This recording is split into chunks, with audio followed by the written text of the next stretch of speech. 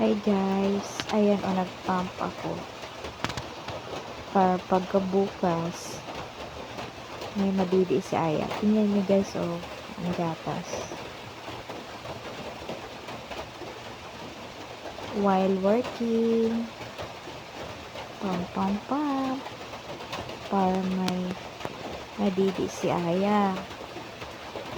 Kaya kailangan ko magsikap pag-pump para hindi gastos ng gatas. Ayan o. Pump. Medyo mahirap pero kakayanin. Tingnan nyo. Yan ang pump na ginagamit ko guys.